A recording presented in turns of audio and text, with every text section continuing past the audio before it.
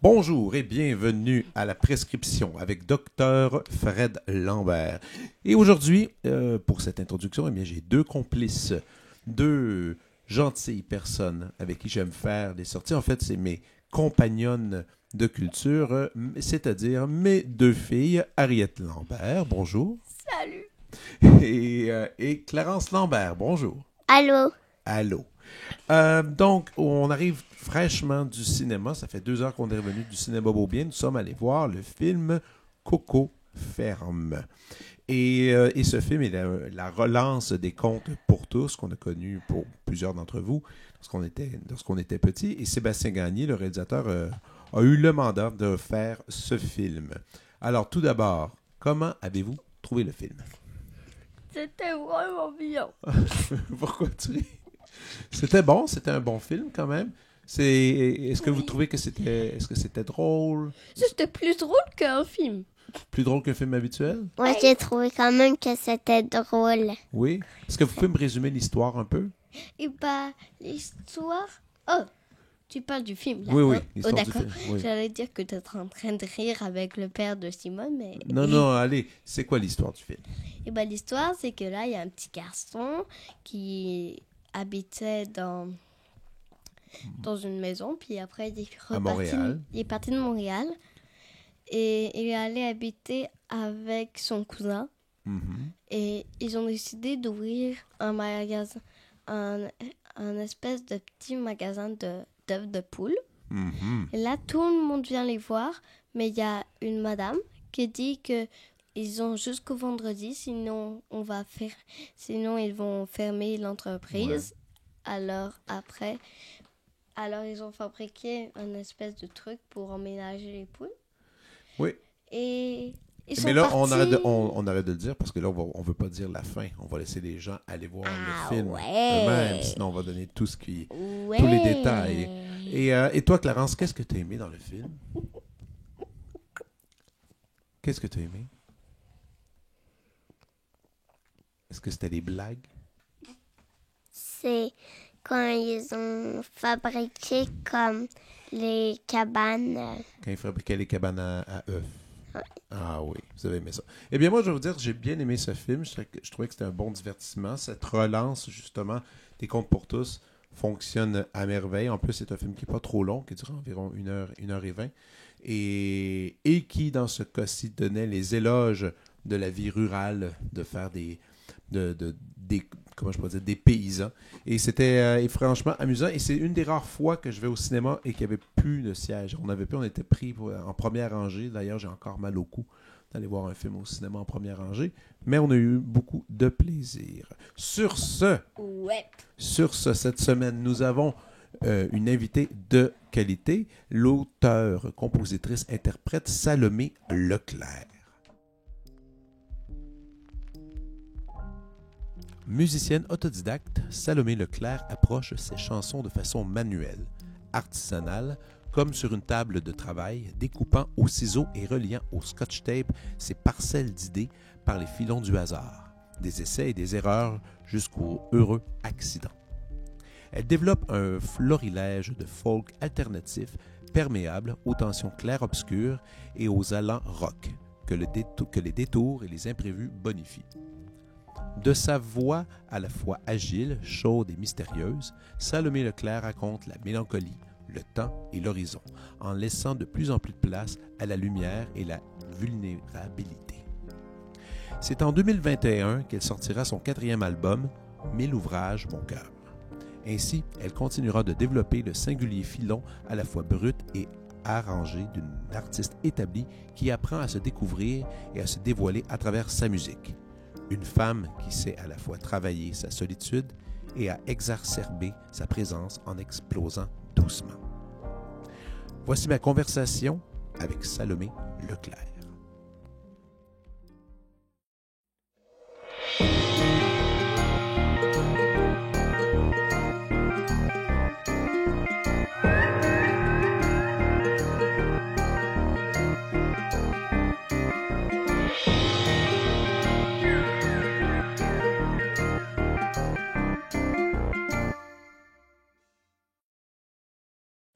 Mais comme on dit, là, donc tu prépares pour une tournée. Les préparatifs, c'est quand la dernière fois que tu es allé en Europe? Faut pas que je me trompe. C'est à Laval. J'étais allée en Laval, France. Laval, France, oui, quand Faut même. préciser. Ouais, Laval, France. Au mois de septembre passé. OK, quand même. Ouais, c'était une vitrine là-bas. En fait, c'est un festival qui s'appelle le Chaînon manquant. OK. Puis ils reçoivent oui, j'ai entendu parler. Ils en reçoivent pas mal, les artistes aussi d'ici qui viennent faire des tours. C'est multidisciplinaire. Puis un volet chanson. Puis je suis allée avec José, avec la formule duo de la tournée régulière. Fait qu'on est allé s'amuser là-bas. Cette formule duo, justement, parlons-en un peu. Ça fait combien de temps maintenant que tu es avec ça? Parce que, tu sais, moi, les premières fois que je t'ai vu, dans les premières années, d'ailleurs, c'est drôle parce que tu te souviens pas la première fois qu'on s'est rencontrés? C'est quand? Ça fait longtemps. Ça fait super longtemps. Un party chez Sophie Cadieux. C'était l'été, il faisait super chaud. Ouais, mais là, tu sais, toi, je pense que l'album n'est tout juste enregistré. Il n'était pas encore sorti. Sais-tu, il était même pas sorti. Il était pas sorti. Il était pas sorti encore. Puis je me souviens qu'on avait jasé un peu, puis je dis, ben toi, tu fais quoi? J'écris des chansons, j'étais un peu timide, je sais pas. T'avais l'air un peu, t'embarquais tranquillement dans ce milieu-là. Puis même, tu m'avais dit une phrase genre, je sais pas trop comment ça va se passer, tout ça. Je me demande bien. Là. Puis il y avait comme une espèce d'insécurité. J'étais, OK. Ah, mais à ce moment-là, Fred, probablement que j'avais 4 chansons et quart de composer. Parce que ça, c'est sûrement vraiment... 2000... ça devait être 7-8. Ouais, quelque chose de même. Puis regarde, allons en arrière encore plus loin, si tu veux. Parce que quand on regarde dans ta bio, souvent, qui est distribué, la plupart du temps, il y a souvent le mot qui revient qui est autodidacte. Et ça, je l'aime bien, ce mot-là. Parce que moi, je suis tout sauf un autodidacte, musicien aussi. Et quand j'entends musicien autodidacte, je suis curieux un peu de savoir les origines de ça. Comment c'est arrivé, comment ça s'est implanté dans ta vie, la musique, parce que tu as joué de la batterie, mais même à ça, tu sais, allons au début. Direct au début. Ouais. Je devais avoir 8-9 ans quand j'ai eu mon premier instrument qui a été le drum. OK. Et là, ça part moi, j'ai 2 frères. Deux frères plus vieux que moi. Ça part de là, en fait. Ça part de 2 autres. OK. Ça part de... Un jouait de la guitare, l'autre jouait de la basse. Puis ils jouaient ensemble? Puis ils jouaient ensemble. OK. Ils se faisaient du fun. C'est ça. Ils jammaient, puis cheveux longs, Metallica, les premières guitares, les marques un peu bizarres. C'est super indiqué, si t'es pas à l'aise, dis-le pas. Juste, rien que pour te situer par rapport à l'époque. T'as quel âge? J'ai 36. Parce que t'as 36, c'est ça. On a quand même on a 6 ans de différence. Eux autres, tes frères, ils ont mon âge à peu près? Ouais, c'est ça. Moi, j'ai 42. Ouais, il y a 40 et 42. Donc, c'est ça. Donc, Metallica, Nirvana, ça, c'est leur affaire d'ado, justement, c'était notre musique, là. C'est ça. Notre musique. Ouais, puis ils rentraient dans la musique, eux autres, ils apprenaient la musique avec ces chansons-là. Wow. Fait que moi, j'ai regardé aller. Puis moi, moi, j'ai toujours été un pot de colle avec mes frères. Là. Tout ce qu'ils faisaient, moi, je voulais le faire. Puis là, ils jouaient de la musique. T'es la dernière, c'est ça? T'es la 3e? C'est ça. OK. Fait que qu'est-ce que tu penses? Moi, je voulais les suivre. Puis à ce même moment-là, on avait un cousin qui restait à Boucherville, lui, qui jouait de la batterie. Lui, il s'achetait... Il y avait un drum énorme. Puis quand on allait chez eux, moi, j'étais en arrière, j'y allais, je jouais du drum, puis j'aimais ça, puis fait que ça m'est resté un peu en tête, puis à un moment donné, j'ai juste demandé à mes parents si je pouvais avoir une batterie. Puis ils ont dit oui, je pensais jamais qu'elle allait dire oui. Mais vous autres, étiez-vous campagne? Tu fais-tu la campagne? On est très campagne. Tu viens d'où? Sainte-Françoise de Lobinière. Oh, là, on peut avoir un drum puis pas déranger trop les gens autour. Oh, ça dérange pas grand monde. Et donc, le drum est arrivé. Pas de cours? T'as vraiment juste... Pas de cours de drum. Patenté, puis là, on s'entend, YouTube n'était pas vraiment une option non plus à cette époque-là. J'avais un livre que mon cousin m'avait laissé, mais je l'ai pas regardé. J'ai tout appris à l'oreille. J'avais un gros système de son à côté, à CD. Là. OK.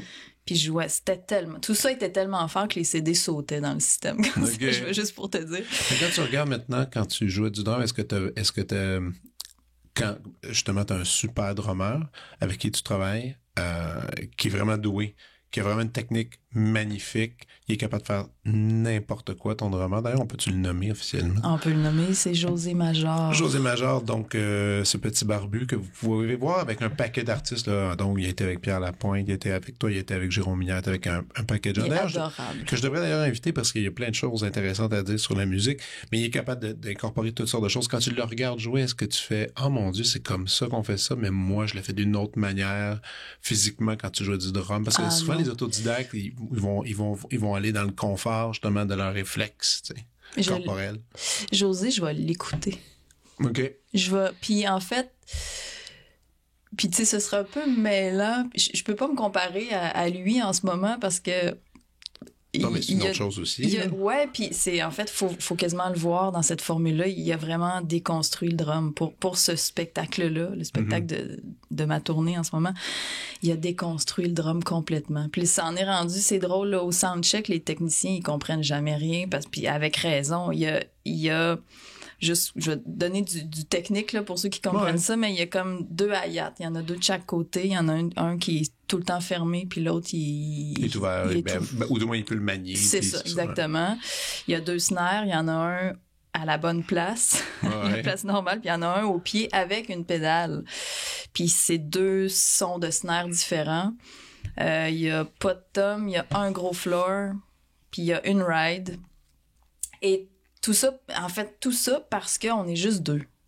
Puis parce qu'au début de la pré-prod de cette tournée-là, on avait bien des contraintes parce que là, on partait de chansons arrangées, de chansons avec des cordes, de chansons avec des drums, des basses, des guitares, des voix, des harmonies, du piano. Puis là, on s'est retrouvés à 2, mais c'était ma volonté. Là. On n'était pas contraints de ça. Ouais, ouais. Mais c'était ma volonté. Puis tantôt, tu me demandais d'où ça part, ce duo-là. Mais ça part de l'autre tournée d'avant, de la tournée de mon 3e disque. Milieu de tournée environ, on remanie un peu la formule. Puis là, on a décidé d'essayer une formule duo. Drum, guitare, un peu à la White Stripe, là, quelque chose de brut. Là. Est-ce que c'est aussi un peu avec tout ce qui se passe avec le remaniement, avec le fait que les gens veulent payer moins cher pour des shows, est-ce que ça a joué un peu sur cette décision-là, ou c'est vraiment une décision purement artistique? Puis je juge pas en passant, parce que je sais que, tu sais, toi et moi, on en est conscient, des gros bands, il n'y en a plus, là. Ouais, ça existe pas vraiment. Puis on comprend aussi la situation, on s'adapte, mais toi, c'était quand même artistique? C'était complètement artistique. Okay. Et même, c'est qu'on on avait débuté la tournée en full band. On était 4 sur scène. Okay. Puis en cours de route, certains musiciens pouvaient plus suivre la tournée. Fait que c'était vraiment... de s'adapter à ces changements-là. Exactement. Okay. On a fait de ce départ-là, finalement, une nouvelle aventure, on sait. Ouais, mais aussi, c'est d'avoir des petits trucs créatifs. Il manque un musicien. Quelle ligne qu'il fait? Qu'est-ce qu'il fait? Comment est-ce qu'on peut le compléter? C'est sûr que Joe aussi, il peut mettre des samplings ici et là. Je présume des trucs qu'il peut rajouter. Je me souviens que j'avais fait un truc avec lui, avec Jérôme Minière, dans lequel il y avait plein de loops qu'il pouvait taper en même temps, puis rajouter. Puis ça, c'est sûr que ça amène beaucoup de créativité. Mais en fait, dans cette tournée-là, il y a son SPD. Okay. Donc, il y a des sons, mais c'est des sons de bass. Okay. Parce que je me sens pas bien. Je me sens un peu étouffée quand c'est des loops de drum. Ouais. Parce que je drague, je tire en arrière, j'avance. Tu sais, je bouge beaucoup par rapport au tempo, par rapport aux soirées, des fois. Puis je me sentais pas à l'aise d'être encadrée comme ça, avec des loops de drum. Fait que José joue tout ce qu'il y a de drum, on y va manuellement chaque soir, mais ce qu'on a rajouté, ce qu'il rajoute, en fait, c'est des sons de basse. OK. Et c'est vraiment fascinant de le voir aller. Il y a ses notes, c'est un SPD. On le sait, c'est quoi pour les gens à la maison? C'est comme, c'est des pads, puis il y a des notes. Lui, il a rentré des notes. Selon la pièce, selon la tonalité, il va rentrer justement ces notes-là. Et là, quand vient le temps de jouer la pièce, quand il appuie là-dessus, ça vient à côté, ça vient enrichir un peu ou soutenir tes accords, la guitare. Exactement, c'est ça. Fait qu'il joue manuellement la basse et le drum. Fou, quand même. En même temps. C'est complètement débile. Ouais. Fait que le drum et la basse n'ont jamais été aussi tight que dans son cas. Non, ben puis aujourd'hui, on peut se permettre justement, c'est fou parce qu'il y a quelques années, on n'aurait jamais pu imaginer qu'une telle technologie soit présente maintenant, c'est pour faire justement des shows puis se promener avec ça. Ouais. Mais revenons encore, on est allé en arrière, on revient en avant, on va aller en arrière encore. Avec tes frères, donc le drum apparaît, tu commences à jouer, tu jammes avec tes frères, c'est le fun. Ouais. Et le temps avance. Après, tu arrives toi-même t'es au secondaire, vient le cégep. Est-ce que tu as fait un cégep? J'ai fait 6 ans de cégep. Oh, yes! L'éternel cégepienne. À quelle place? J'ai fait arts et lettres à Maisonneuve. OK. Pour ensuite aller en arts et technologie des médias à Jonquière. OK, tu t'es promené. J'ai jumpé, là. OK, zang. OK. Puis j'ai terminé mon cours là-bas. J'ai fait mon cours d'ATM. OK. Puis je suis revenue à Montréal et là, je me demandais quoi faire parce que la musique commençait à prendre plus de place. Ouais. J'avais fait des cégeps en spectacle là-bas, ça avait bien été. J'avais rencontré du beau monde qui pouvait, je pense, m'aider puis pour la suite. Mais en même temps, dans mon autre main, j'avais mon diplôme. Mm-hmm. Fait que là, télé ou musique. OK. Puis j'ai décidé de continuer en musique. Je suis allée faire le cours à l'école de la chanson de Granby. Oui. Donc, c'est un AEC. C'est 1 an de temps, vraiment. C'est ça, c'est un cours diplôme, là, c'est ça? C'est ça, exactement. Fait que je suis allée compléter, c'est ça, ma vie de cégepienne à Granby. Mais voyons, ouais. Wow! OK, tu t'es vraiment promenée en plus. Je me suis promenée, ouais. Moi, t'as déménagé, là. J'aimais ça, l'école. Fait que c'était pas un problème pour moi, puis c'est ça. Puis là, j'avais pas étudié en musique encore avant Granby. J'avais pris des cours de guitare au secondaire. OK. C'était pendant 2 ans de temps des cours privés, juste pour... Ça, t'as pris des cours. Ouais, ça, t'as commencé à avoir une espèce d'encadrement. Ouais. Dans laquelle... Dans cet encadrement-là, la guitare, ben, c'était justement une guitare un peu plus... pop folk, on pourrait dire ainsi déjà. C'était avec ton prof? Pas mal folk. C'était beaucoup de finger picking. Okay. C'était guitare acoustique.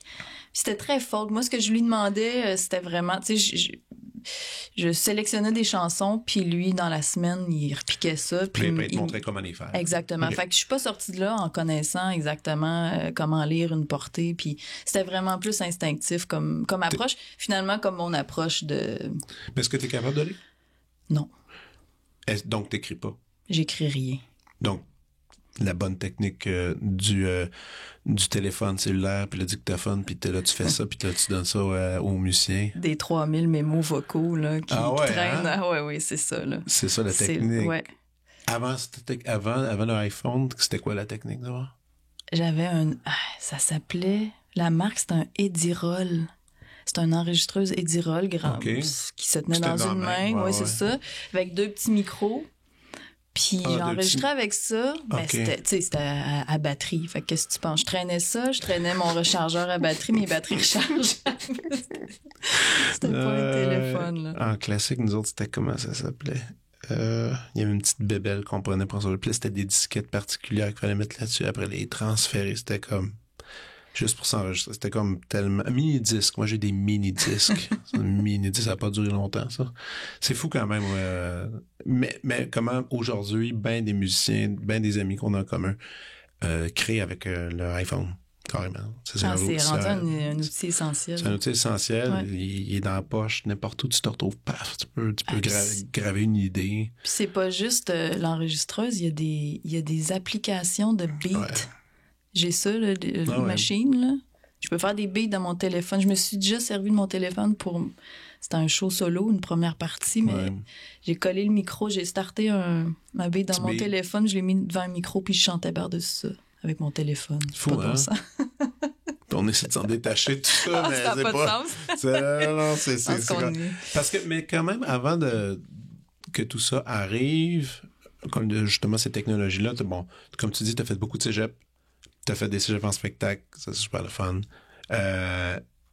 Et là, quel a été le premier signe que t'allais faire quelque chose avec ça? Avant que Sous les arbres arrive, est-ce qu'il y a eu des démos? Il y a eu des affaires de même qui se sont placées? Il y a eu un long parcours de recherche. En fait, première chanson, c'était à secondaire en spectacle. Fait que fin secondaire 5. Première chanson qui est arrivée, c'est là. C'est pour ce concours-là. D'ailleurs, je m'étais inscrite dans la catégorie auteur, compositeur, interprète, mais j'avais pas de chanson. Fait que je me suis forcée à écrire une chanson. Ta première chanson officielle. Officielle. Écrite de A à Z. Ouais. OK. Que je suis allée chanter devant un public. OK. Fait que j'avais du guts. Puis c'est fait étrange, c'est vrai, ça me revient. J'étais pas stressée. Non? Ça me stressait pas du tout de faire ça m'a stressée. Là. J'ai commencé à être nerveuse avant mes spectacles.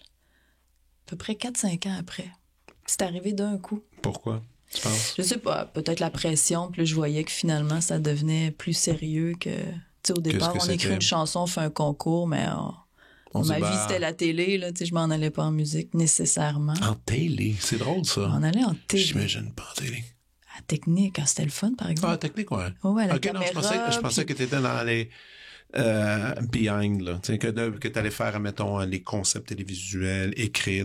Moi, c'était plus la technique. C'est la technique. Fait que les consoles de son, les caméras. OK. Être dans les studios, là. Donc, t'aimes encore ça, un peu, toutes ces bébelles-là?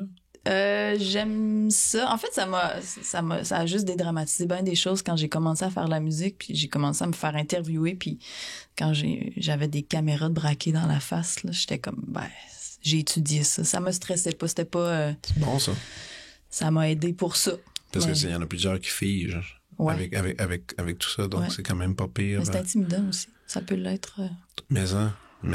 Mais au fond, donc c'était ça, donc il y avait un certain soulagement, il y a quand même eu justement ce stress-là qui est arrivé, comme tu dis, quelques années plus tard.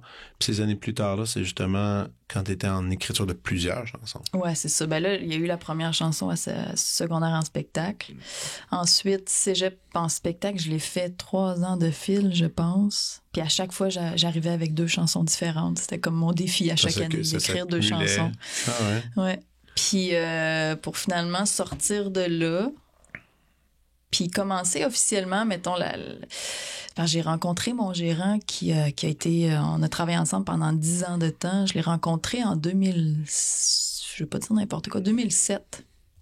Puis encore là, c'est concours de circonstances. Je venais, via Cégep en spectacle, de gagner la chance de faire une première partie de Vincent Vallière. OK. C'était un prix. C'était un prix.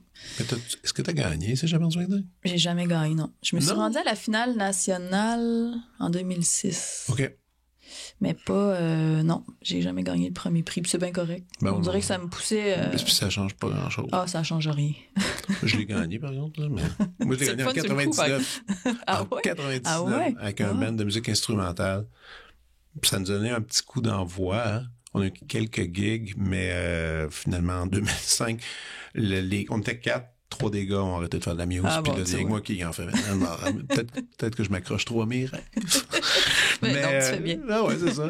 Mais non, mais je me souviens juste que c'était le party, c'était tellement le fun, c'est je pense spectacle. J'en garde une nostalgie. Puis justement, la nationale, comment tout le monde se rejoint, du monde de partout du Québec, puis les échanges. Puis j'ai resté en contact avec plein de monde de ce temps-là. C'est enrichissant. Vraiment. Énormément. C'est une belle affaire que ça existe. Ouais. Puis là, t'avais 6, t'étais rendu à temps. 1 au secondaire, 2 par année, donc t'es rendu à 7 chansons. À peu près. Ouais. Cool. Quand malgré que pas malgré, à travers toutes ces créations-là, est-ce que tu continues à repiquer des tunes de d'autres gens que t'aimes pour le fun? Oui. Parce que dernièrement, oui. des fois, tu poses des trucs. Puis j'ai fait des vidéos dernièrement. Ouais. J'essaye ça, là. Tu t'amuses. Ouais. Puis tu repiques, tu fais des trucs, tu fais ta propre version. Je me demandais si c'était justement une façon de travailler, justement, de comprendre, justement, parce que tu lis pas la musique, tout ça. Ben donc, je me dis souvent, est-ce que c'est en reprenant la chanson de quelqu'un, ça nous fait comprendre des choses de l'instrument, de la voix, puis c'est comme une façon de travailler, de pratiquer, si je peux dire ainsi. Complètement. T'es exactement à bonne place. Je considère ça comme, mettons, il y a 2 idées là-dedans. Mm-hmm. Quand je suis en composition, puis que je me perds, admettons, des fois, je me mets beaucoup de pression. Je veux écrire une chanson, puis je veux donc que ce soit original, puis je veux donc que ce soit comme, je veux pas y aller, je veux pas aller nécessairement dans... Le premier accord qui me viendrait, c'est lui, mais je vais essayer de chercher ailleurs, puis je me perds complètement. Ah ouais, tu t'égares, là. Ouais, ça arrive souvent. Okay. Ça arrive souvent. Je m'en veux moins qu'avant. Avant, je trouvais ça plate parce que des fois, t'as une piste, t'es super motivé, puis là, tu travailles là-dessus, puis tu te rends compte que j'ai juste pris le clos, finalement. L'idée était bonne au départ, mais... Puis ça m'arrive des fois de reprendre les chansons d'artistes que j'adore. Puis je fais juste comme, hey, je vais la repiquer, je vais juste aller valider avec moi-même que c'est pas compliqué. Les accords, ça n'a pas besoin d'être compliqué pour que ça marche, tu sais. Ouais, pour que ça fonctionne. Pour que ça fonctionne. Puis la plupart du temps, c'est des chansons à 4 accords, c'est des mineurs majeurs, puis... Puis il y a une physicalité aussi. Parce que, tu sais, mettons, tu commences à le faire, tu fais, OK, finalement, il voulait juste mettre la main là, puis là, c'est un mouvement pas si complexe qui fonctionne. Ça, je trouve ça toujours intéressant pour la guitare. C'est vraiment... parce que c'est fréquent, je veux dire, c'est plus que fréquent. Je pense que la plupart des gens qui jouent de la guitare ne lisent pas la musique. Ah, je pense que non. C'est ça qui est fou. C'est instinctif. C'est très... Ouais, il y en a beaucoup qui vont à l'oreille. Qui vont à l'oreille, puis que ça s'installe, puis que justement, en apprendre... Puis toute cette espèce de... J'allais dire bouche à l'oreille dans la tradition, mais pas vraiment. C'est plus juste en écoutant, en regardant, puis ça se prend vite. C'est quand même fun, mais c'est pas pire, ça, comme tu dis. Si tu as une idée pour une chanson, tu sais pas trop aller, puis qu'il y a une qui t'inspire un peu cette même idée-là, puis en allant mettre les pattes là-dedans, ça te donne un peu plus un contour, je présume. Je sais pas. Puis c'est intéressant aussi d'aller de travailler avec d'autres chansons pour... Moi, je m'en rends compte pour juste entendre ma voix différemment. Parce que je vais pas chanter de la même manière ma chanson puis la chanson de quelqu'un d'autre. Puis je m'amuse beaucoup avec la hauteur de la chanson, le pitch. Des fois, tu sais, je vais baisser ça, je vais le monter, ou je vais prendre une chanson qui n'est pas de moi, une version originale, puis je me rends compte qu'elle est bien trop haute pour moi, mais je vais aller quand même jusqu'au bout, je vais l'essayer comme ça. Puis la voix, ça sort différemment. Évidemment que ça va sortir différemment. Puis puis tu sais, habituellement, je me garde toujours une reprise ou deux par spectacle. Puis là, ça a donné comme ça. Il n'y en a pas. Je fais pas de reprise dans ce spectacle-là que je tourne en ce moment. Mais tu as aussi beaucoup de chansons d'accumuler aussi. Oui, c'est ça. Temps, tu peux les repiger ailleurs. Puis... Ben, c'est pour ça que qu'à temps perdu, chez moi, c'est le fun de... J'ai bien du plaisir à repiquer d'autres chansons. C'est ça. Ouais. 2007, t'as un gérant qui t'a trouvé. Oui. Et qui était Michel, je pense. Qui était Michel Séguin. Michel Séguin. Je me rappelle encore, quand il m'avait parlé de toi, c'était avant que je te rencontre. Puis il m'avait dit, écoute, ça n'a pas de bon sens, Puis il était super enchanté. Puis il était très, très, très heureux. Et là, les choses je pense que ça a débloqué assez rapidement par après. Ça a été vite. C'était vite. Je me souviens de ça. Ça a été bien vite. Michel Létang était à l'époque le gérant de Pierre Lapointe aussi. Ouais. Il y avait plein de contacts. Il était très, très bien placé dans le milieu. Et respecté. Et très respecté, ouais. Belle réputation. Puis il m'a fait rencontrer l'équipe d'Audiogramme. OK. Avec qui j'ai signé assez vite. Là, on parle plus de 2009, je pense, là, de mémoire. On est rendu en 2009. Là, je rencontre l'équipe d'Audiogramme. Je leur présente les chansons que j'ai jusqu'à date. Puis, étonnamment, j'ai pas... j'en avais réécrit d'autres par rapport à... Tu sais, les chansons que j'avais fait à Cégep en spectacle, c'était comme une autre époque. C'était une autre vie, c'était en arrière, puis je les avais mis de côté. Ils sont encore rangés? Ah, ils sont rangés. Puis ils sortiront... Je pense à jamais. Ils sortiront jamais? Je pense pas. Ça serait pas pire. Tu devrais les ressortir. Rien que pour juste pour le kick. Juste pour le kick. Le kick de qui? Pas le mien, en tout cas. Oui. Non, je sais que c'est super... c'est difficile à écouter des vieux disques. C'est difficile à écouter. Même quand tu écoutes Sous les arbres, tu trouves ça difficile d'écouter? Ah, complètement. C'est rushant? Oui, c'est vraiment rushant. Moi, c'est la voix. Musicalement, je trouve que j'étais... J'ai réécouté l'album il n'y a pas longtemps, puis je suis quand même fière de mes décisions sur ce disque-là, musicalement. Des fois, des moments super planants. Ouais. Puis là, en ce moment, que je couperais en deux. Si j'avais à écrire cet album-là aujourd'hui, ou, mettons, réarranger cet album-là aujourd'hui, je couperais probablement de moitié tous les bouts instrumentaux. Tu sais, c'est un album qui prend du temps. Ouais. Puis je suis fière de moi qu'à cette époque-là, je suis allée jusqu'au bout de tout ça. Mais tu couperais, tu dis, maintenant? Tu ferais ça pour elle? Ben, je le ferais différemment. Parce que OK, différemment, parce que les instrumentaux, c'est quand même une de tes signatures aussi, je trouve. Ouais, ben c'est ça. Peut-être que plus ça va, moins il y en a, je sais pas. Ouais. J'aimais ça. Je me souviens d'en parler avec des gens quand je parlais de toi, puis dans ce temps-là, quand tu commençais, puis tout le monde disait c'est quand même cool, quelqu'un. Premièrement, aussi, une fille, sa scène, qui prend le temps de faire des solos, qui prend le temps de prendre la place avec le son, mais pas rien que juste avec la voix. Ouais. C'était pas si fréquent que ça, il n'y en avait pas tant que ça, là, dans ce temps-là. Et puis moi, dans ma tête, c'était un peu la signature que tu avais. Moi, il y a quelque chose que je veux te parler. Vas-y. L'évolution des disques. Moi, je trouve ça drôle parce que, bon, je les ai tous, ces disques-là, je les ai écoutés plusieurs fois. Ce que je trouve drôle, c'est que Sous les arbres, c'est un bon disque. Je trouve que c'est un bon disque de présentation, mais tu sais, il y a des gens qui sont arrivés dans le milieu, justement, au Québec, avec un premier disque super fort, puis souvent le deuxième, c'est un peu pas décevant, mais les gens vont avoir tellement une image précise de c'est quoi le son, puis les gens essaient de répéter le truc. Tous tes disques, ça évolue différemment à chaque fois. Mm-hmm. Le premier, je trouve qu'il est bon, mais quand 27 fois l'heure t'es arrivé, c'était comme OK, non, là ça a évolué. Et les choses extérieures, même chose, je trouve qu'il y a toujours un palier, tant justement avec le son, les arrangements, tout ça.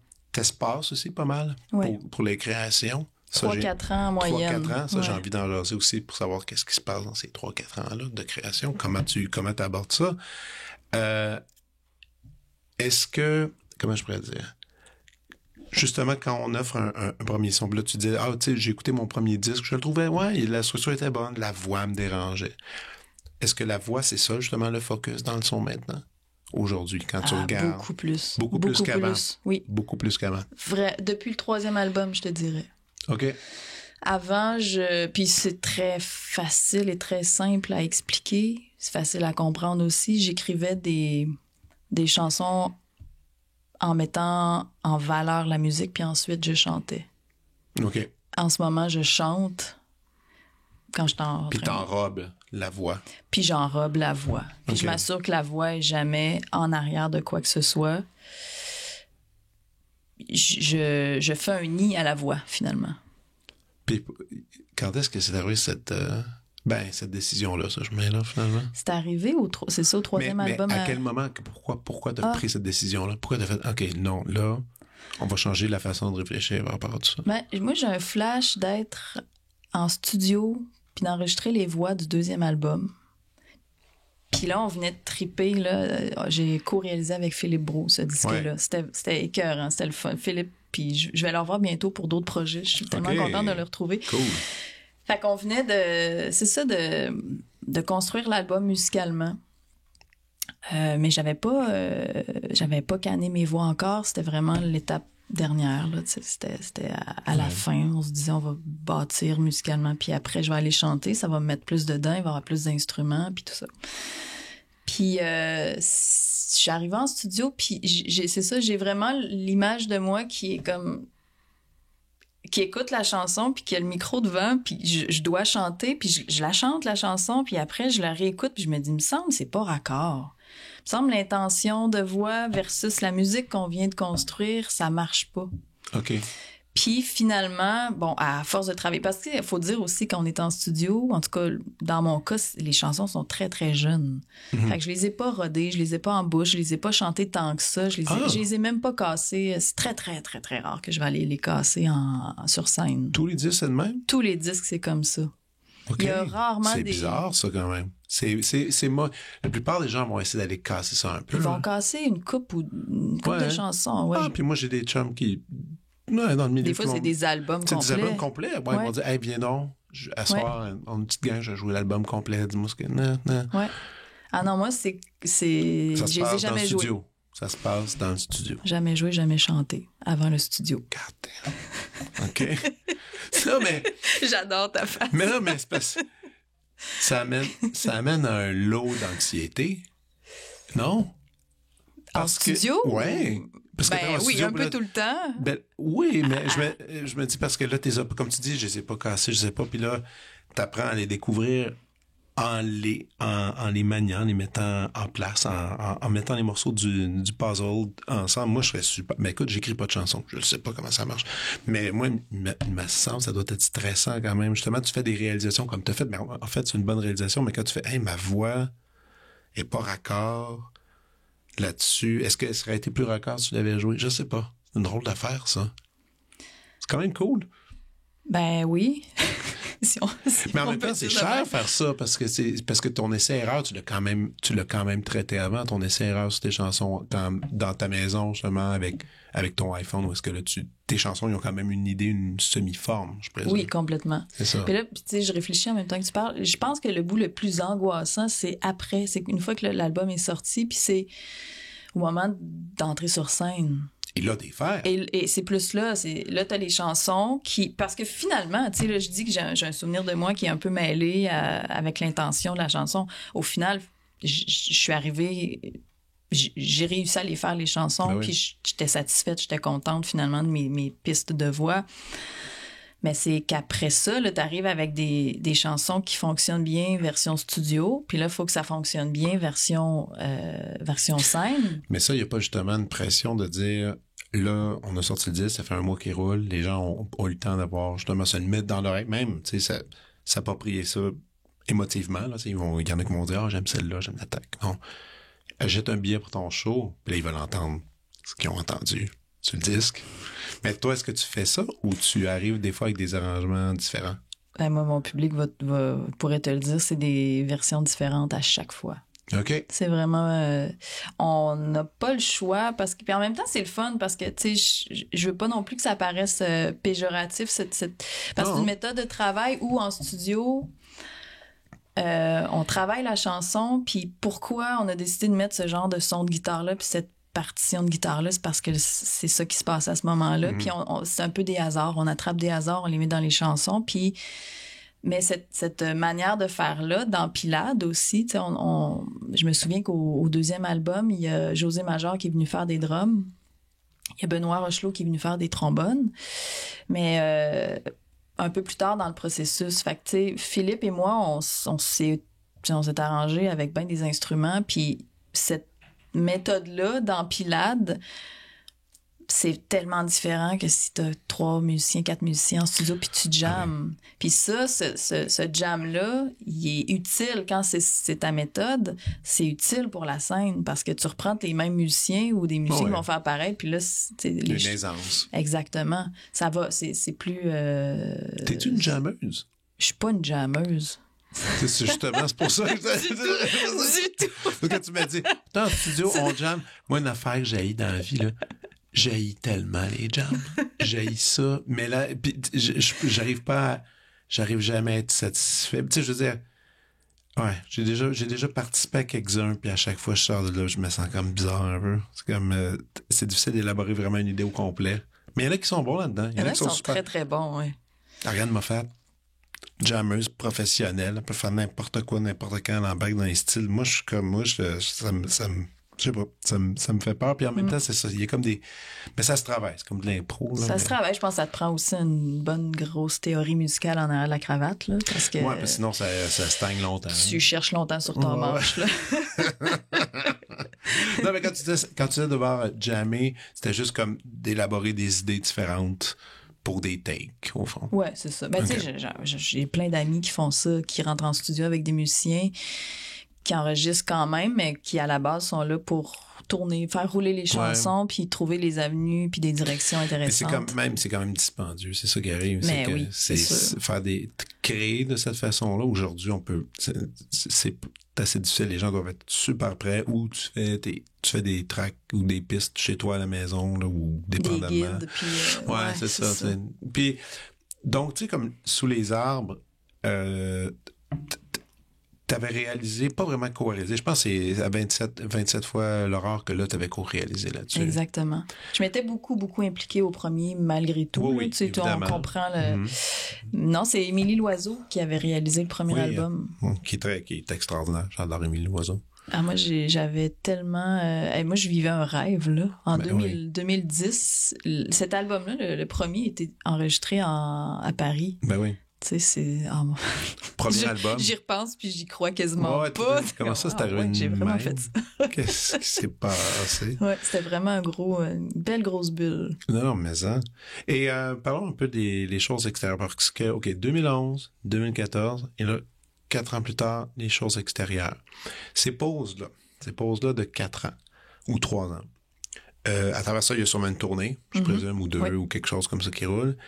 Le reste du temps, parce que comme tu l'as affirmé, moi, je joue mes chansons seulement quand j'arrive en studio pour les graver, puis ensuite ils partent.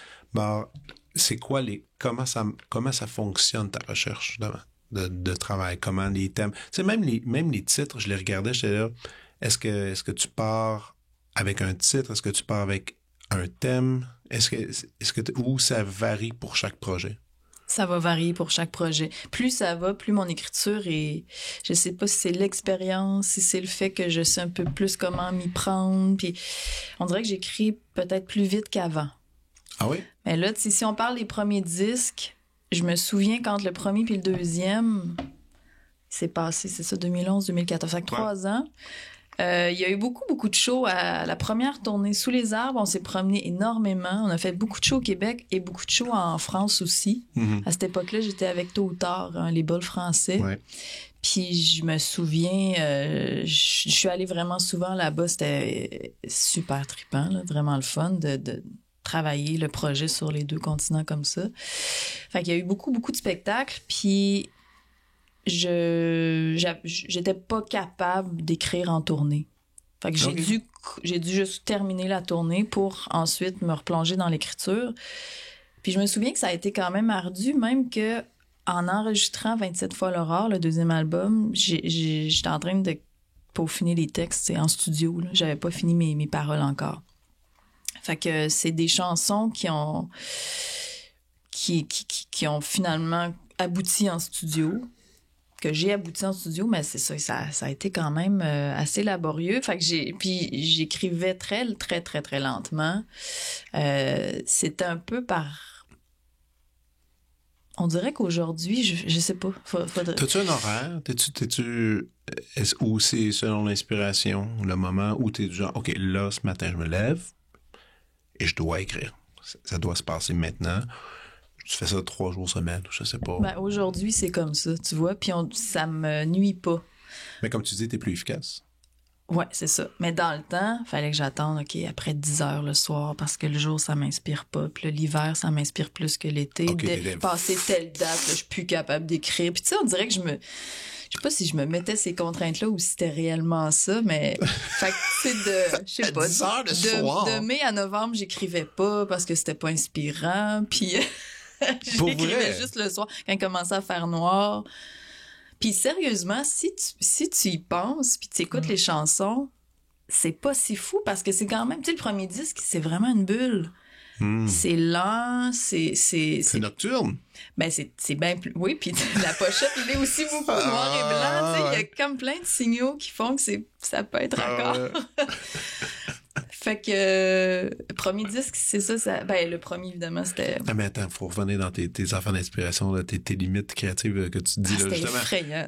Le soir, parce que t'es couche-tard, t'aimais ça travailler le soir?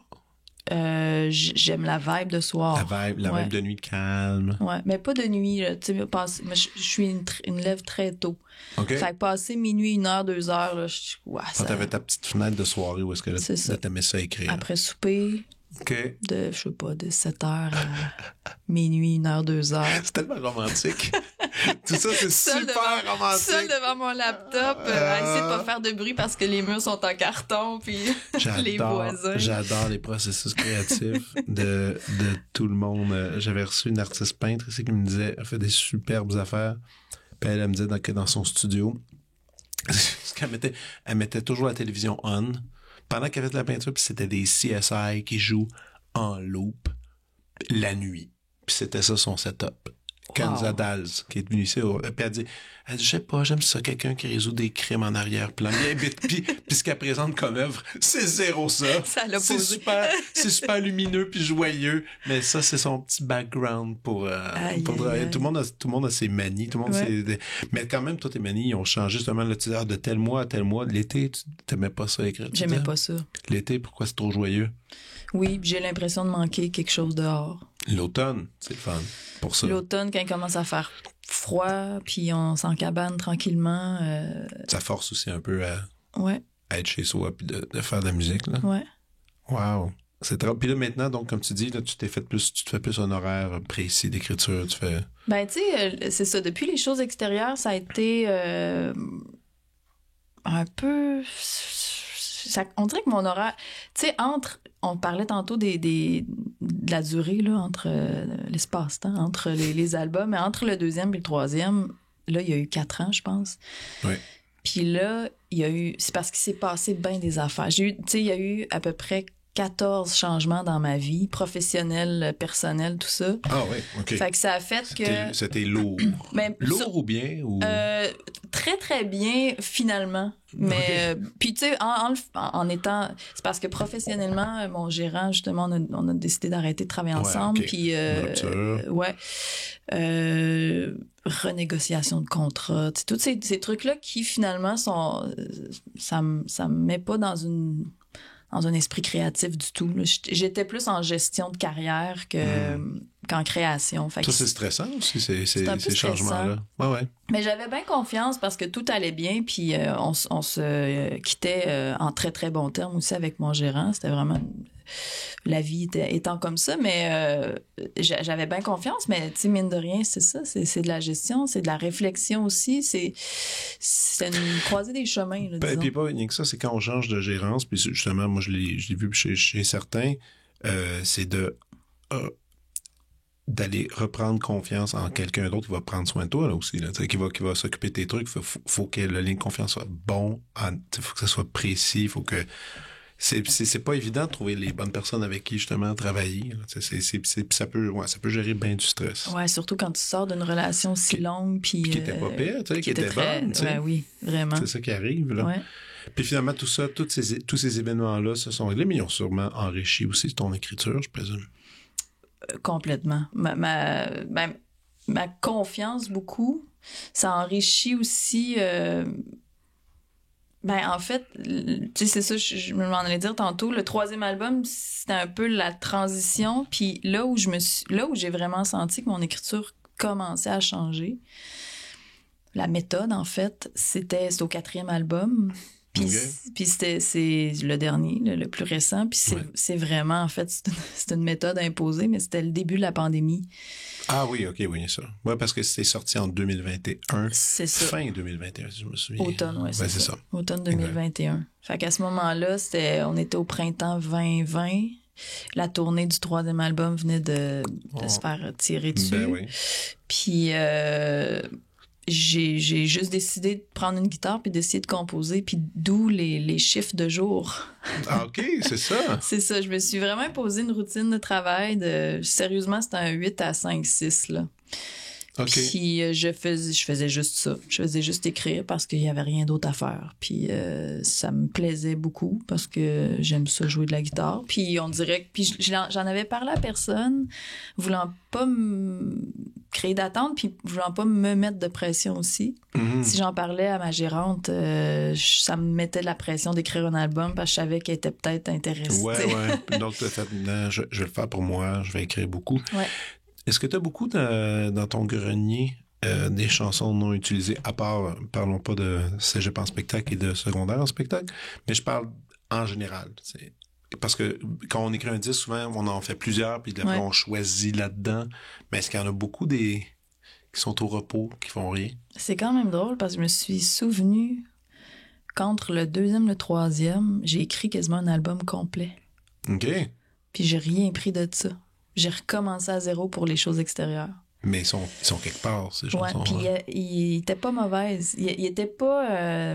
j'étais pas dessus à 100% pour chaque chanson, mais c'était quand même pas mauvais. Tu vas-tu piger des fois encore là-dedans? Tu vas-tu réécouter puis faire « Bon, j'ai de quoi faire avec ça, puis... » Ouais. Puis là, tu taponnes un peu plus. Ah, des fois, il y a tu peux-tu m'en nommer une chanson même qui a été écrite, laissée, que t'es revenu, puis là, finalement, ça marche? Une du 2e album, il y a eu Arlon. Ah. OK. C'est vraiment un collage. OK. Arlon, c'est un petit bout d'un musical, un petit extrait musical que Philippe Brault puis moi, on avait jammé. Ensemble. Je parlais de jam tantôt. Ouais, finalement, tu jammes full. En fait, c'était pendant un soundcheck. C'était un soundcheck, puis Phil, il a juste commencé à jouer ça à la baisse, une descente chromatique, puis j'ai enregistré ça. C'était une tournée en Europe, là, c'était comme n'importe quoi. En tout cas, je suis revenue avec ça, ça durait 1 minute 20. Puis je trouvais ça tellement bon. C'était pas grand-chose, c'était tellement bon. J'ai pris ce petit bout-là, puis je l'ai collé à j'avais une chanson dont j'aimais beaucoup le refrain, puis j'ai sorti le refrain de ça, puis j'ai collé les deux ensemble, ça a donné la chanson Arlon. C'est drôle, ça. Mais en général, là, j'essaie de penser aussi d'autres chansons qui ont fait ça, mais ma méthode de travail et d'écriture pour les 2 derniers, surtout, ça a été beaucoup, beaucoup du bricolage de ce genre-là. Okay. Fait que, tu sais, dans mon ordi, j'ai des fichiers refrains, j'ai des fichiers couplets, bridge. Qui traînent ici, là. Qui traînent. Puis des fois, je vais en prendre un, je vais prendre un morceau de couplet, un morceau de refrain, je les essaye, puis ça a donné des mariages bien heureux des fois. C'est ça, il y a toujours des petites découvertes qui peuvent se faire avec ça. Donc, Mille ouvrages, mon cœur, c'est pas mal le centre de la tournée en ce moment. Oui, complètement. Okay. Tu mets aussi d'autres pièces, d'autres albums mélangés à travers ça. Parallèlement, tu t'écris encore un peu? Oui. Ah, OK, donc là, tu as continué à instaurer cette technique de travail sérieuse d'écriture. Oui. Est-ce que, et là, c'est là que je suis un peu curieux, parce que tantôt, tu parlais de télévision, tu as eu des intérêts un peu pour d'autres trucs. Est-ce qu'il y a des projets que tu n'as pas encore fait, que tu souhaiterais faire? Moi, j'aime ça, des fois, lancer des idées dans l'univers, comme ça. C'est drôle parce que je me disais dernièrement étant avant-hier, que j'étais prête pour des nouveaux défis. OK. Puis je sais pas encore... T'en as pas des précis? Non, c'est ça. Mais ce qui est vraiment, vraiment le fun cette année, c'est que on m'a demandé pour collaborer pour certaines... Des fois, c'est de la co-réalisation. Pour d'autres projets, c'est de la co-écriture, du mentorat. Puis ça, j'aime bien ça. Okay. Puis c'est comme si je suis dans un mood en ce moment où j'ai envie de prendre le temps de faire ça. J'étais beaucoup dans le tapis. Dans les dernières années, j'étais beaucoup dans le tapis, focusée sur ma carrière, puis ça vient étourdissant des fois. Oui. Puis juste sortir de là un instant, puis avoir un autre regard, justement, sur ce la création, sur la vie, je dirais quasiment en général, parce que c'est finalement des relations humaines, c'est des contacts avec des humains, puis c'est du travail hyper sensible qui touche les émotions. On travaille des émotions, là, tu sais, en mots, en musique, puis ça me fait bien plaisir de me sentir dans cet esprit-là, d'arriver avec cette motivation-là, puis cette ouverture-là. Je pense que je vais aller gagner de ça. Mais en même... Moi, Un livre. Moi, je me disais un livre. Non? D'écrire un livre? Ouais. Peut-être. Je sais pas. C'est pour ta liste? C'est pour ton to-do list? D'écrire un livre. Je lis pas énormément. Non! Fait qu'il faudrait que je lise. Ah non, pas un autre. Pas un autre. Un autre créatrice de chansons qui lit pas. Il y en a trop. J'ai plein de livres sur ma table de chevet, mais il y a tout le temps... J'ai 10 pages de livres par livre. Puis ils sont super neufs encore. Oui. Ah, ouais. OK, donc lire, c'est pas ton truc. T'écoutes la vidéo? J'adore ça, mais c'est ça, c'est que je m'endors. Je trouve pas le bon moment pour lire. T'écoutes beaucoup de musique? J'écoute beaucoup de musique. Cinéma? Pas tant que ça. Pas de temps? Non, okay. Pourtant. Mais c'est quoi ton truc? Je suis très manuelle. Ouais, c'est vrai. Je vais avoir besoin de faire des choses concrètes. OK. Donc, tout... peux-tu élaborer un peu? Je suis comme curieux. Ça va être drôle, mais tu sais, j'ai un petit sous-sol, puis c'est un atelier que là-dedans. Là. Je me suis monté un atelier avec tout ce que ça prend comme outil pour... J'ai du bois, fait que je me fais des meubles, je retape des meubles. Tout ce qui est... Donc, ébénisterie, t'aimes ça? J'adore ça. OK. Ouais. OK, cool. Puis tu sais, moi, je viens d'un petit village où on se patente tout. Mm-hmm. Les magasins sont loin, fait que c'est pas... Faut que tu te débrouilles là, dans ce coin-là, faut que tu te débrouilles. Donc, mettons, tantôt, après l'émission, on prend une marche ensemble, on va au Rona. Toi, tu trouves ça le fun? Ah, j'adore, là. Tout ce qui est quincaillerie. Ouais, je suis de ce genre-là. Je suis vraiment de ce genre-là. Je m'excuse, mais c'est ça. Non, c'est correct. Mais OK. Mais puis, c'est des outils, là, c'est des scies, là. C'est pas une drill puis un tournevis. Non, c'est ça. Puis c'est quoi dans tes dernières créations manuelles que tu as faites? Parce que tu as dit que tu gosses le bois, donc tu as fait quelques petits trucs, des bureaux, en fait, je suis bien fière de ça. J'ai acheté une devanture d'armoire antique. Okay. Tu sais, les longues armoires super hautes, là. Ouais. Puis j'en ai fait une espèce de cabinet en arrière pour... C'est un armoire finalement, mais qui file antique parce que la devanture est complètement antique. Comme vieille et... Ouais, avec puis tu sais, le bois est un peu grugé, puis autour, puis tu sais, c'est vraiment les marques d'usure qu'on aime, là. Toi, tu l'as pimpé? Ben, en fait, la madame sur Marketplace vendait juste la porte. Vraiment juste le frame puis la porte. Fait que j'ai vraiment fait le cabinet pour... OK. Toi, t'as vu je t'enverrai des photos. T'as vu le potentiel de ce bout de bois-là. T'as fait, ça serait beau. C'est ça. Fait que j'en ai fait j'ai rajouté un cabinet, vraiment une boîte en arrière de bois avec une petite... Fait qu'un côté, c'est une penderie, l'autre côté, c'est des tablettes. C'est pour du rangement. Mais il y a plein de gens qui aiment ça faire ça. Moi, j'ai une collègue musicienne violoniste qui, avec son mari, c'est ça le trip, ils ont un garage, mais eux autres, ils repognent des vieux trucs que les gens veulent plus abandonner, ils retravaillent super bien, puis après, ils les revendent. Puis c'est pas, comment dire, c'est pas si payant que ça, ils font un peu de profit, mais c'est plus le plaisir de passer du temps là-dedans. Je mets de la musique... Je travaille mon bois, décapé, Mais c'est fou, c'est ça. Moi, je suis complètement ailleurs quand je suis... Quand je descends dans mon atelier en bas, là, c'est drôle, parce que je me suis acheté une petite radio AM/FM. Là. Okay. J'écoute la radio, puis ça sonne radio, là, mais j'adore ça. Fait que je mets Radio-Canada. OK, tu mets ça. Je mets la radio, puis là, je travaille, c'est ça. Tu travailles sur quoi, là? T'as-tu un projet en ce moment? Là, je fais des... En fait, mon père, il est bûcheron, technicien forestier bûcheron. Il bûche son bois, il a acheté un moulin à scie. Je t'en donne des détails. Il a acheté un moulin à scie, fait qu'il s'est coupé plein de planches avant les fêtes. Puis c'est du beau bois, là, c'est du bois franc.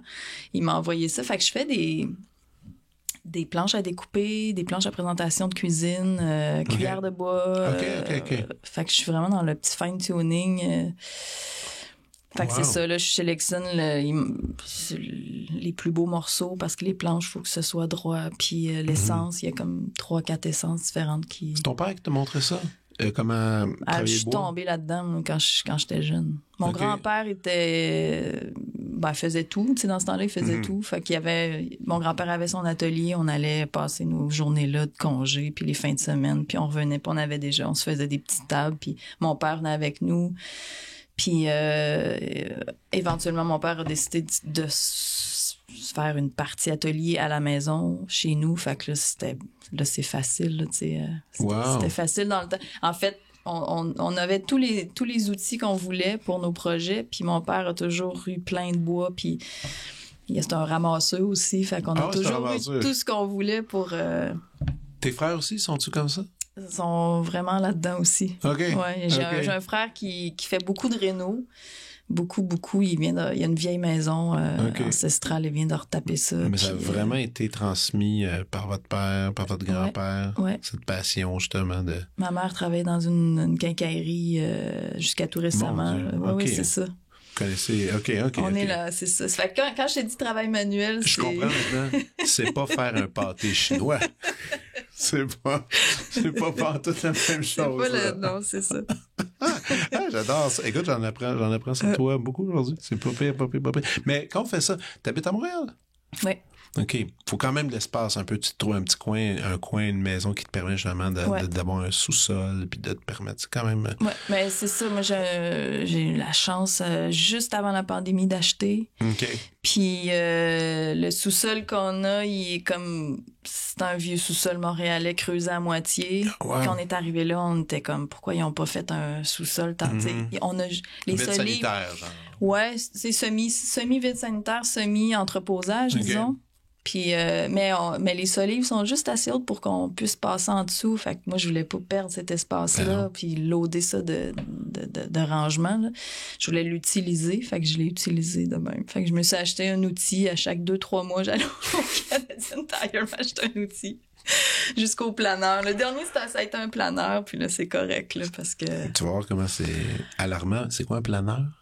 C'est ça, c'est l'outil le plus merveilleux du monde. Explique. Un planeur, c'est drôle, j'ai essayé de l'expliquer à mon band il y a pas longtemps dans le truck de tournée.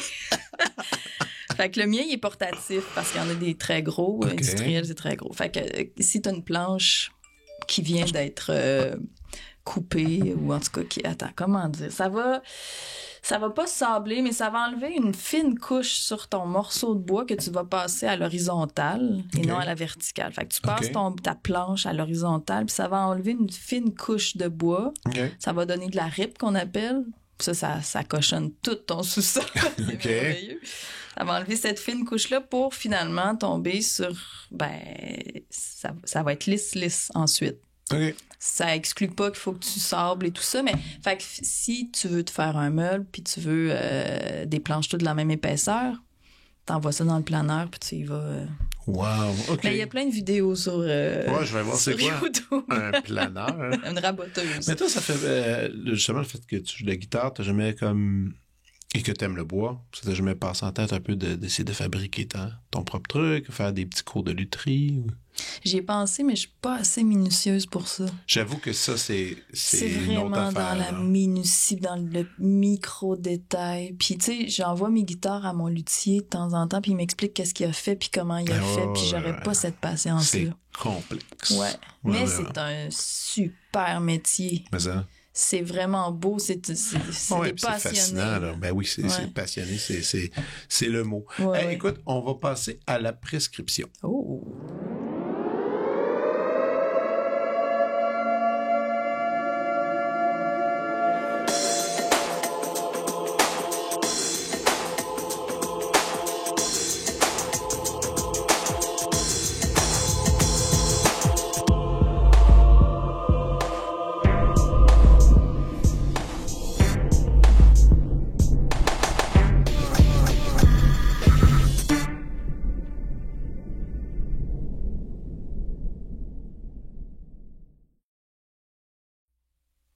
Et voilà. Alors, Salomé, j'ai hâte de voir tes suggestions. Moi, j'ai pour toi aujourd'hui, Fred, 4 suggestions musicales. Oh, cool. Excellent. J'ai même fait une sélection. Là. C'était pas un problème. Là. J'en avais trop. Mais c'est ça, là, je me suis rendu compte qu'il y avait une thématique. En tout cas, presque une thématique. J'ai 3 artistes sur 4 qui viennent de la Nouvelle-Zélande. C'était même pas prévu. Mais là, tu vas m'apprendre pas mal. J'ai pas beaucoup d'artistes que je connais, même en tout cas, que j'apprécie qui viennent là-bas. Je veux dire, j'en connais pas. Donc, c'est parfait. Vas-y. En fait, la première que j'ai à te conseiller, c'est Aldous Harding. OK. Puis, elle a fait... Elle est jeune, là. Je pense qu'elle est née dans les années 90. Là. OK. Elle a 4 albums à son actif. Moi, mon préféré d'elle, c'est Designer, qui est sorti en 2019. Designer, OK. Ouais. Mais je dirais aux gens, si vous êtes capable d'aller la voir en show, ça se passe en show. OK. C'est pas mal là que ça se passe. Les albums sont magnifiques. T'sais, c'est vraiment doux, c'est du folk, ça s'écoute super bien, peu importe le moment. Moi, c'est comme mon classique depuis une couple d'années. Quand je sais pas trop quoi écouter, j'écoute Aldous Harding. Aldous Harding. Ouais. OK, j'ai jamais entendu ce nom. Ouais, puis en spectacle, c'est ça, elle est tellement étrange. Là. Okay. Je l'ai vue 2 fois. Je l'ai vue à la Sala Rossa. Je l'ai vue au Rialto. Puis, elle parle presque pas entre ses chansons. Elle est juste là, plantée. Elle chante super bien. Puis ses mouvements de corps, c'est quasiment robotique, là. C'est vrai. Et très, très lent. Des très lents mouvements. Puis, tu sais, elle va chercher son tabouret pour s'asseoir, puis sa guitare. Puis tout est lent. Elle étire le temps. Tout est lent, mais elle regarde le monde, puis son regard est weird. OK. Mais en même temps, tu sais, au début, tu fais comme... Je suis où, là, moi, en ce moment? Puis plus le spectacle avance, je sais pas trop si c'est un trait de sa personnalité, si c'est un personnage, si c'est un mélange des deux, mais il y a quelque chose... À la fin du show, tu fais comme, wow, OK, il y a quelque chose de particulier. C'est très, très... Ouais, très personnel. OK, cool. Fait que Aldous Harding. C'est noté. J'irais avec Conan Mocassin. Ou Mocassin, je sais pas si on... On va dire Mocassin, comme ça on est capable de l'épeler et de le retrouver facilement. Conan Mocassin. Conan Mocassin. Qui vient aussi de la Nouvelle-Zélande. Puis lui, c'est plus éclaté, là. C'est plus pop psychédélique. Puis je l'ai réécouté il y a pas longtemps, puis c'est drôle. Tu connais Blonde Redhead? Oui. Il y a... je pense qu'il a réalisé une chanson de Blonde Redhead ou quelque chose où il a mixé une chanson de Blonde Redhead, mais j'ai réécouté l'album, puis c'est fou à quel point il y a des... On est dans la même famille, là. Fait que, tu sais, ceux qui trippent sur Blonde Redhead, et même ceux qui trippent, je trouvais aussi à l'écoute, ça ressemblait aussi à l'album Rome, qui a été réalisé par Danger Mouse de Souvenir, puis Daniel Lippi. Ça se peut. Quelque chose du genre. En tout cas, fait que, tu sais, on est dans cette même famille-là. Des beaux tons, mais vraiment une musique le fun. Fait Conan Mocassin. Sinon, et là, c'est ça, on va découvrir ça en même temps parce que leur prochain album sort le 17 mars, puis je l'attends. Il y a 4 extraits qui sont sortis jusqu'à date. Un band qui s'appelle Unknown Mortal Orchestra. Unknown Mortal Orchestra. Mortal, comme mortal. Okay. Mortal. Puis là, tu te dis, mortal, ça doit être trash. Ben, pas tant. C'est comme alternatif, indie. Mais. Encore Nouvelle-Zélande? R&B. Ouais, et Amérique. Qu'est-ce qui se passe avec la Nouvelle? Qu'est-ce qui se passe? Je sais pas, un écosystème. Ah non, mais je sais pas. Ouais, c'est quoi ton rapport avec la Nouvelle-Zélande? Je suis jamais allée, je sais pas. OK, je me suis dit que je pensais que tout ça, c'était une liste. Mais tu sais, l'été passé, on pouvait voyager. J'étais allée là-bas. J'étais en vacances, puis je suis revenu avec toutes ces bandes-là. Même pas, c'est très drôle. En faisant la recherche, j'ai vu que les 3 venaient de la même place. Puis là, t'as commencé à les écouter comme ça par hasard, puis... Ben, je les écoute depuis un petit bout, surtout Aldous Harding. Fait que, bref, et ceux qui connaissent ce band-là, ben, ils vont connaître Multilove. Puis ça, c'est José Major, justement, mon drummer, qui m'a fait découvrir ce band-là. Des tons écœurants, des drums débiles, un peu à la merde, j'ai oublié, mais Black Keys. Que j'ai écouté 1 million de fois. Bref, vraiment le fun. Puis tu sais, c'est toute la musique qui s'écoute bien. Je trouve qu'on a besoin de beaucoup de douceur en ce moment, là. Ben oui. Et je vais finir ça avec un album instrumental parce que ça me fait vraiment beaucoup de bien d'écouter de la musique sans texte. Parce que quand j'écoute des textes, je travaille tout le temps un petit peu.